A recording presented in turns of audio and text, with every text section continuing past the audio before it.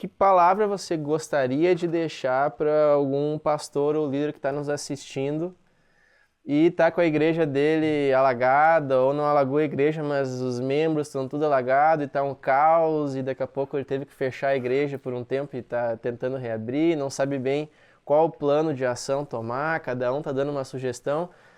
Que dica você daria para... Cara, começa aqui, depois faz isso aqui, se assegura disso. Uma palavra de ânimo ou um conselho para a gente encerrar. Estude o livro de Neemias com cuidado, tá? O livro de Neemias é um livro sobre reconstrução, né? O caos aconteceu por mais de 100 anos, cidade de Jerusalém destruída, e de repente Deus chama Neemias para resolver a situação, né?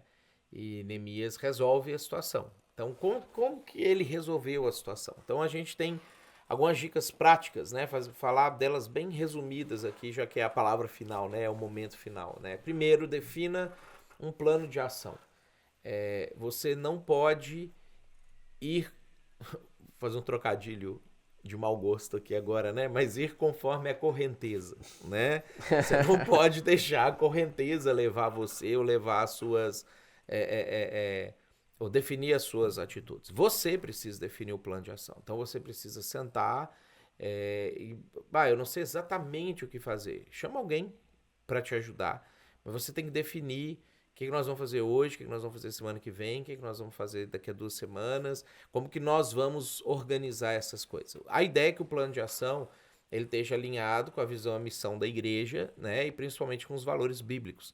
Então, o que a Bíblia me diz a respeito dessas coisas todas? Então, organiza um plano de ação dentro desse sentido. Segundo, cuide da linguagem, né? Linguagem importa. Lá em Provérbios 15, versículo 1, fala sobre a resposta dura levanta a ira, a resposta a branda desvia o furor.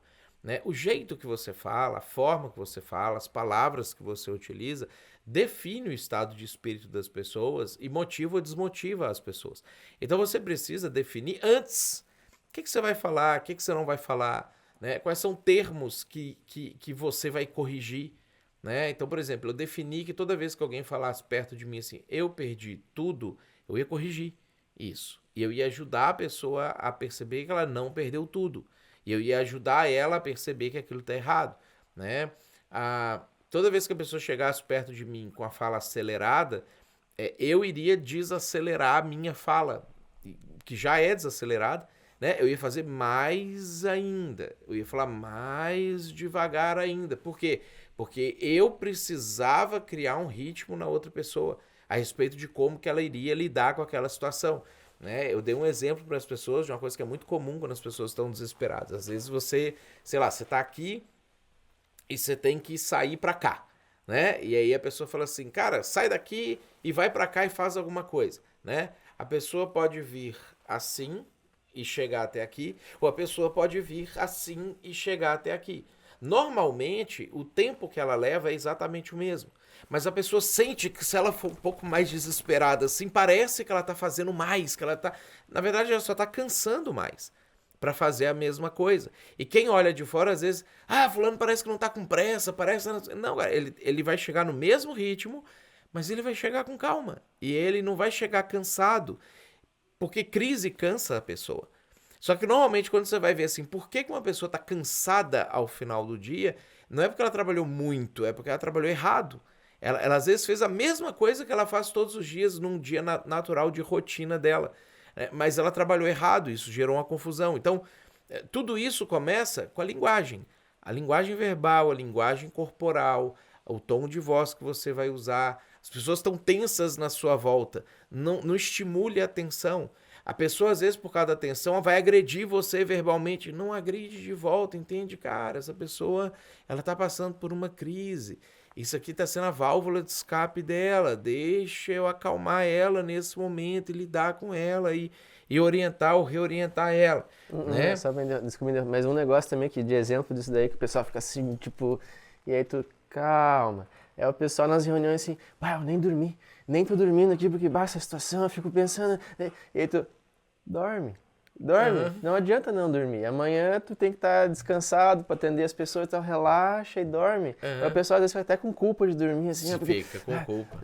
tem que estar Teve naquela um que falou tensão. na reunião isso, né? Que se é. sentia mal porque ele dormia e se alguém precisasse de mim naquela... Uhum. É É um bem exemplo isso. disso, da tensão que tu tenta baixar. Então você tem que estar bem para você cuidar das pessoas e fazer as coisas bem feitas, né? Terceiro, saiba como as pessoas estão de verdade. Você precisa descobrir o que está acontecendo, o que as pessoas estão sentindo, como é que elas estão. E você pergunta, se a pessoa falar assim, tô bem. Cara, mas de verdade, mas tá bem mesmo. Como é que você tá bem no meio disso? Me conta como você tá bem. Às vezes a pessoa vai te contar, não, eu ouvi sua mensagem e eu redirecionei meu coração e eu tô bem. Show, ela tá bem de verdade. Às vezes ela não vai conseguir te dizer. Aí você, cara, pode falar pra mim que você não tá bem, né? Não tá errado você... Porque o tempo inteiro o que eu fazia? Né? Eu falava assim, ó, o nosso sentimento tem que ser esse. Mas não tem problema se você estiver sentindo isso. Né? A gente tem que ter coragem, mas não tem problema se você estiver com medo. Porque eu vou te acolher e a gente vai construir coragem. Então precisa fingir que tá com coragem. Me diga, não tô com coragem, tenho que estar com coragem. Vamos construir para isso acontecer. Né? Outra coisa importante que o pastor, ele às vezes não gosta e se sente mal. Né? Fatos são seus amigos. Não mascare os dados. Não finja que determinada coisa não está acontecendo. Não finja que as pessoas estão com problema, ou estão parando de ir no culto, ou os números de arrecadação estão baixando, ou o engajamento das pessoas está diminuindo, e você fica justificando, não, mas isso está acontecendo agora, porque aquilo está acontecendo, aquilo outro... Fatos são seus amigos, então você precisa enfrentar os fatos. Né? Nesse momento tinha muita gente que estava com receio de voltar para casa, porque eu vou chegar lá, vai estar tudo destruído, não sei o que, tudo. Não, o que quer que esteja acontecendo, está acontecendo. Você não precisa ter medo do que está acontecendo, querer postergar o enfrentamento da realidade. Vai lá e enfrenta, vai lá e discute. O que está acontecendo? Está acontecendo isso, isso e isso, eu tenho que fazer isso, isso, aquilo, e vai lá e faz. E aí você executa as tarefas, as ações, as atitudes que você precisa ter, né? E por último, admita que errou assim que você perceber. Crises. Às vezes você toma a decisão errada. Às vezes você achou que o melhor era ir para um caminho e o melhor era ir para o outro caminho. Às vezes você está enfrentando uma situação inédita, não tem lá um manual na sua mão de o que fazer naquela situação. Você nunca vivenciou aquela situação. Então é natural que eventualmente você tome uma decisão errada. Você planeja uma coisa de um jeito e, na verdade, você deveria ter feito de outro. Então, não sustente o seu erro porque, o que as pessoas vão pensar de mim e não sei o que. Errou, alguém veio e te falou assim, tá, pastor, não é desse jeito, eu acho que tinha que ser de outro jeito. Olha, meu irmão, você tem razão, é isso mesmo, vamos fazer agora desse jeito. Que assim que você perceber que cometeu um erro, resolva aquilo ali. Vá lá e sane aquele problema e aí então você continua avançando.